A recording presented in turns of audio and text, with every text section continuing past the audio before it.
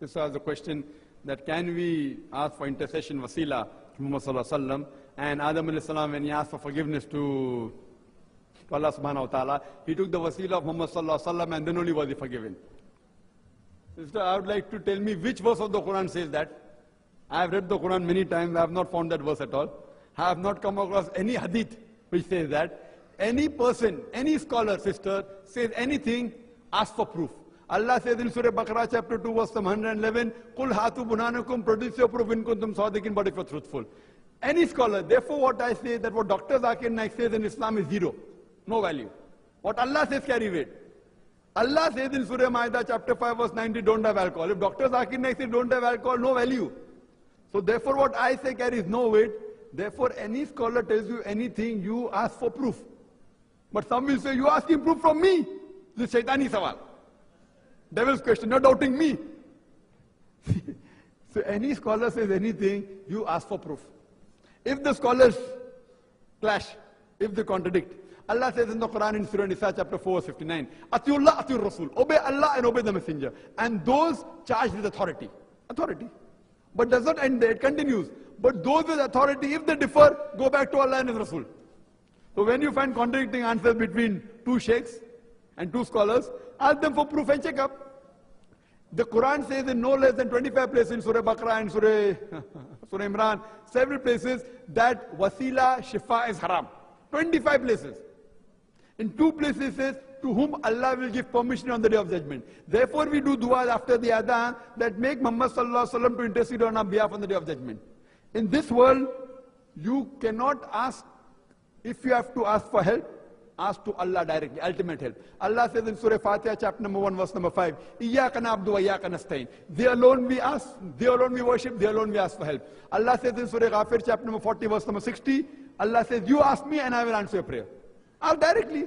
Why do you require someone intermediary? Why? Why? For example, you know that suppose your mother has a heart problem, and you know that number 1 heart specialist is in London, and you tell that anyone can come to me, I will give free treatment, then will you go to second best? No. Number 1 is there, why go to second best?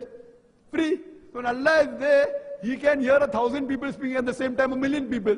But then people give the argument, no, see, when you go to the court of law, you require a lawyer. So similarly, when we want to go to Allah, our lawyer is Muhammad sallallahu alaihi wasallam or Peer or whatever it is. Peer, you know, send people. So I said, fine, when we go to a court of law, the judge does not know who is the murderer, who is the robber. That's why he requires a lawyer. Do you think Allah does not know? Allah is al-Maghaib. Why does he require someone to interpret? He's Alimul Ghaib.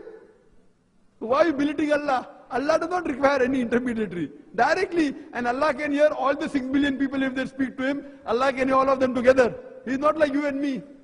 So therefore you have to ask directly. People give references. See, I know of a hadith that a Sahaba told Prophet to pray for him. See, you can ask your friend to pray for you. You can ask me to pray for you. I can ask you to pray for me. Anyone who's alive, you can ask for that. Please, mere dua karo. You can ask the person, Chacha, mere dua karo. No problem. But you can't ask a person who died to make dua for you. You understand? So when Prophet was alive, the Sahabas did ask the Prophet to make duas for him. But there's no hadith that after the Prophet expired, any of the Sahabas prayed to him. No. We agree that Muhammad sallallahu alaihi wasallam, we love him, we respect him, but we can't do shirk. Because he never told us to worship him. Now when we meet the Christians, they say we love Jesus Christ, peace be upon him, therefore we worship him. I tell him we love Jesus Christ more than the Christians. I'm more Christian than the Christians themselves, and I've given a talk on that. But just because the Christians say we worship Jesus Christ, he's God, therefore we love him more, I said you're disobeying him. Where did he say he's God? You know there are many Hindus who hear my talk, and after they say, oh Dr. Naik, you are Bhagavan for us. Really?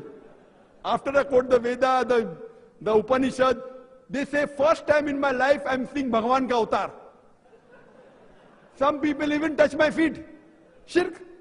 I tell them it is haram. I explain to them, listen brother, listen sister, fine, you may be impressed by me, but I'm a human being. It's with Allah's help. Otherwise, without that I can't do anything. And I explain. And I tell not only it is wrong according to Quran, it is wrong according to Veda also. To believe I'm avatar of Bhagavan. So just because they say, that does not mean I become. So Jesus Christ, peace be upon him, he never claimed divinity. So similarly, some Muslims say that just because you don't want to pray through Muhammad sallallahu alaihi wasallam, you are disrespectful to him. It's totally wrong. I love my Prophet. I love him, mashallah, a lot. More than many of the people. But because I love him, I want to obey him. That you have to go to God through him. There's not a single hadith.